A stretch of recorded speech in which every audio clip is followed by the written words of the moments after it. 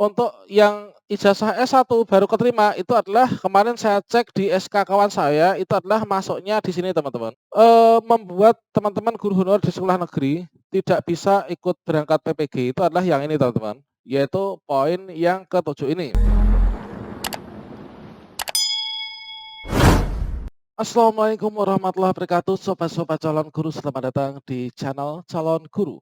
Sobat semuanya, sambil menunggu untuk pengumuman hasil seleksi kompetensi P3K tahap 1, marilah bersama-sama kita simak, yaitu 3 keuntungan bagi guru honorer jika menjadi guru P3K tahun 2021. Nah, sobat semuanya, video berjudul dengan 3 keuntungan bagi guru honorer jika menjadi guru P3K 2021 ini adalah sebagai penyemangat ya kepada sobat-sobat guru honorer yang saat ini sedang menantikan untuk pengumuman tes P3K guru, apakah lolos atau tidaknya. Dan semoga dengan keberadaan video ini, teman-teman nanti bisa tambah semangat ya, tambah semangat belajar, tambah semangat untuk bisa lolos dalam seleksi P3K guru. Nah, sobat semuanya, ada 3 keuntungan bagi guru honorer jika menjadi guru P3K pada tahun 2021 ini teman-teman. Yang pertama, itu adalah nanti kita akan bahas satu persatu ya. Yang pertama-tama, teman-teman akan mendapatkan gaji dan tunjangan profesi. Tentunya gaji dan tunjangan profesi sebagai guru ASN P3K. Kemudian rinciannya berapa, nanti kita akan bahas bersama sesuai dengan peraturan presiden terbaru. Kemudian yang kedua, teman-teman akan ada program peningkatan kompetensi dan juga sertifikasi. Nah, ini adalah menjawab teman-teman terkait tentang pertanyaan mengapa guru honorer di sekolah negeri tidak bisa ikut PPG dalam jabatan, maka di sini nanti kita akan menjelaskan terkait kalau teman-teman nanti keterima di P3K, maka akan punya kesempatan untuk hal itu. Selanjutnya, bisa diikuti oleh guru honorer berusia di atas 35 tahun. Selanjutnya, untuk kesempatan ini dibuka 3 kali kesempatan seleksi. Kira-kira teman-teman, bagaimanakah penjelasan dari 3 keuntungan bagi guru honorer yang menjadi guru P3K tahun 2021? Silahkan simak video ini sampai selesai. Namun sebelum kita lanjutkan, perlu saya ingatkan bagi teman-teman yang belum subscribe, silahkan klik tombol subscribe-nya dan aktifkan notifikasi loncengnya sehingga nanti jika ada update video terbaru, teman-teman tidak akan ketinggalan informasi. Baiklah sobat-sobat semuanya, jika kita keterima di P3K tahun 2021 ini, maka yang pertama ini adalah kita akan mendapatkan gaji dan tunjangan profesi. Tentunya ini adalah gaji dan tunjangan sesuai dengan profesi kita sebagai guru ASN P3K. Nah, terkait tentang gaji dan tunjangan profesi untuk P3K, ini diatur dalam Peraturan Presiden Republik Indonesia Nomor 98 Tahun 2020 tentang gaji dan tunjangan pegawai pemerintah dengan perjanjian kerja. Nah, sekarang ayo bersama-sama kita cek ya terkait tentang besaran gaji dan tunjangan yang didapatkan untuk P3K itu apa saja. Inilah dia teman-teman, yaitu Peraturan Presiden Nomor 98 Tahun 2020 tentang gaji dan juga tunjangan P3K. Nah, di sini kira-kira yang dapat kita dapatkan ini adalah apa saja? Coba kita cek teman-teman.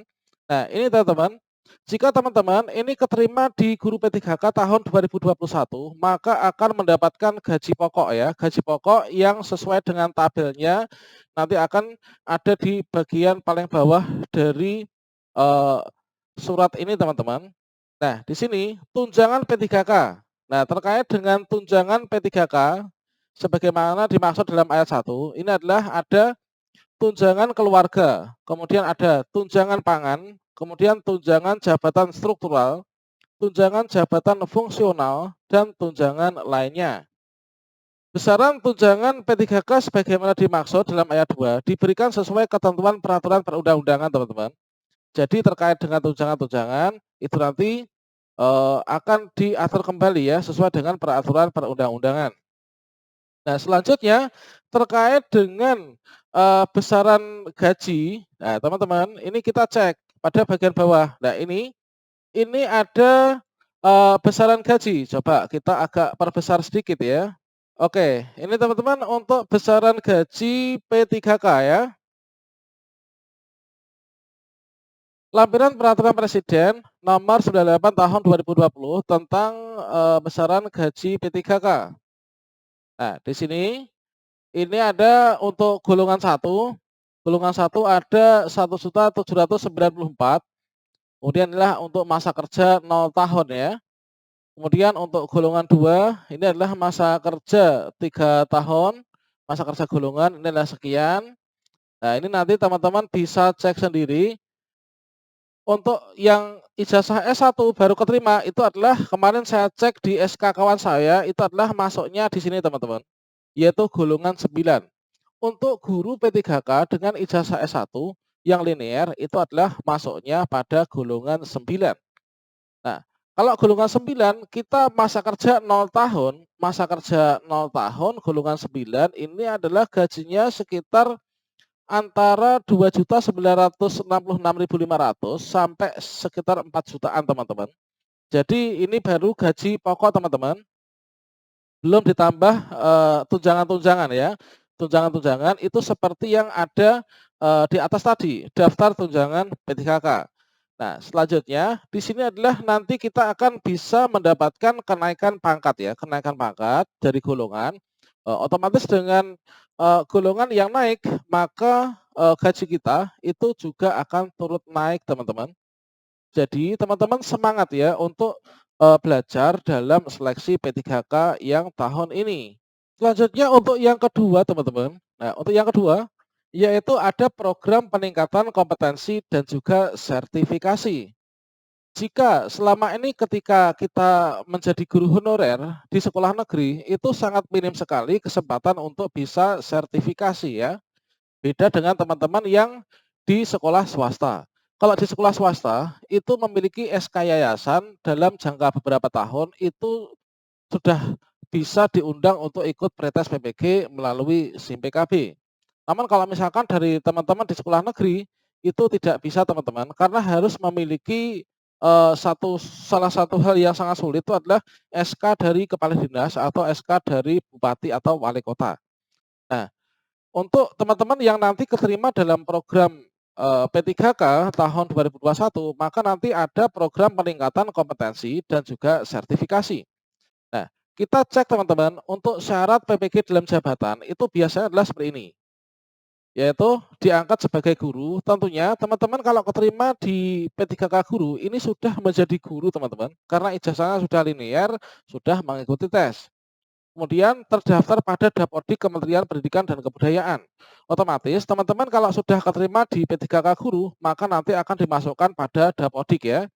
Kemudian memiliki NUPTK dan teman-teman itu nanti akan memiliki NUPTK. Bagi yang sudah punya NUPTK sejak dulu, maka itu akan tetap selalu dipakai teman-teman untuk NUPTK-nya. Kalau misalkan tidak, akan dipermudah untuk mendapatkan nomor unik pendidik dan tenaga kependidikan. Nah, di sini berikutnya memiliki kualifikasi akademik sarjana S1 atau D4 dari perguruan tinggi yang memiliki program studi yang terakreditasi, dibuktikan dengan scan ijazah ya. Nah, otomatis teman-teman kalau sudah keterima di P3K untuk persyaratan nomor 4 ini sudah terpenuhi teman-teman, karena keterima di P3K itu juga ijazahnya sudah pasti linear. Kemudian berkualifikasi akademik S1 D4 yang sesuai, nah ini kan sesuai dengan, bidang PPG yang diikuti. Berikutnya masih aktif mengajar dibuktikan dengan SK pembagian tugas, kemudian berstatus PNS, guru bukan PNS di sekolah negeri dan guru tetap yayasan, guru bukan PNS di sekolah negeri dibuktikan dengan SK pengangkatan dari kepala daerah atau kepala dinas pendidikan. Nah ini teman-teman, salah satu hal yang, membuat teman-teman guru honorer di sekolah negeri tidak bisa ikut berangkat PPG itu adalah yang ini teman-teman, yaitu poin yang ke-7 ini. Karena kalau misalkan di sekolah negeri, ini yang bisa berangkat PPG ini adalah statusnya harus PNS atau guru bukan PNS di sekolah negeri, yang mana dibuktikan guru PNS di sekolah negeri atau guru bukan PNS di sekolah negeri ini memiliki SK pengangkatan dari kepala daerah atau kepala dinas pendidikan. Nah, Kalau misalkan guru PNS, otomatis sudah memiliki SK dari kepala daerah atau kepala dinas pendidikan ya. Kalau bukan PNS, biasanya SK-nya itu dari kepala sekolah. Nah, teman-teman, untuk kepala dinas ataupun yang di sini ada kepala daerah itu memberikan SK kepada guru itu adalah kepada 2 kategori ya. Nah, yang pertama kepada CPNS atau PNS, kemudian juga P3K, pegawai pemerintah dengan perjanjian kerja. Nah, jika teman-teman itu nanti keterima di P3K tahun ini, maka akan mendapatkan SK dari SK perjanjian kontrak juga itu ya, SK P3K dari kepala daerah, baik itu bupati maupun wali kota. Dan surat tersebut, SK tersebut bisa digunakan untuk mendaftar PPG dalam jabatan teman-teman. Nah, dengan teman-teman keterima PPG dalam jabatan, setelah selesai akan mendapatkan pembayaran tunjangan profesi. Dengan demikian, program peningkatan kompetensi dan sertifikasi itu akan teman-teman dapatkan. Selanjutnya, bagi teman-teman yang sudah terlanjur memiliki serdik, itu nanti akan bisa dilanjutkan untuk pembayaran tunjangan profesinya, teman-teman. Jadi nggak usah khawatir, kalau saya sudah punya serdik bagaimana? Itu nanti teman-teman akan diurus untuk bisa dibayarkan tunjangan profesinya. Kemudian berusia setinggi-tingginya 58 tahun, tentunya ini masih bisa ya. Kemudian sehat jasmani dan juga rohani. Bebas narkotika, psikotropika, dan zat adiktif lainnya. Ini adalah persyaratan umum ketika mengikuti PPG dalam jabatan. Berikutnya teman-teman, untuk yang ketiga yaitu bisa diikuti oleh guru honorer berusia di atas 35 tahun. Jadi, seleksi P3K Guru tahun 2021 ini bisa diikuti oleh guru honorer berusia di atas 35 tahun ya. Yang mana ini sekaligus menjawab keresahan dari Bapak Ibu guru yang memiliki usia di atas 35 dan sudah tidak bisa lagi mendaftar untuk menjadi CPNS. Hal tersebut diatur dalam Permen Pan RB nomor 28 tahun 2021. Seperti yang tertuang dalam Permen Pan RB nomor 28 tahun 2021, tepatnya pada pasal 4, bahwa pelamar yang dapat melamar jabatan fungsional guru tahun 2021 ini adalah honorer K2, kemudian guru negeri terdaftar di Dapodik, kemudian guru swasta yang terdaftar di Dapodik dan juga lulusan PPG. Nah, terkait tentang usia, ini dijelaskan pada yang poin kedua. Pelamar sebagaimana dimaksud pada ayat 1 harus memenuhi persyaratan sebagai berikut. Yang pertama, warga negara Indonesia. Yang kedua, usia paling rendah 20 tahun dan paling tinggi 59 tahun pada saat pendaftaran. Nah, ini teman-teman kemudahan ya bagi kita ini supaya bisa lolos P3K tahun ini. Usia itu boleh lebih dari 35 tahun. Ini adalah buktinya teman-teman. Berikutnya, untuk seleksi P3K Guru tahun 2021 dibuka 3 kali kesempatan seleksi, teman-teman.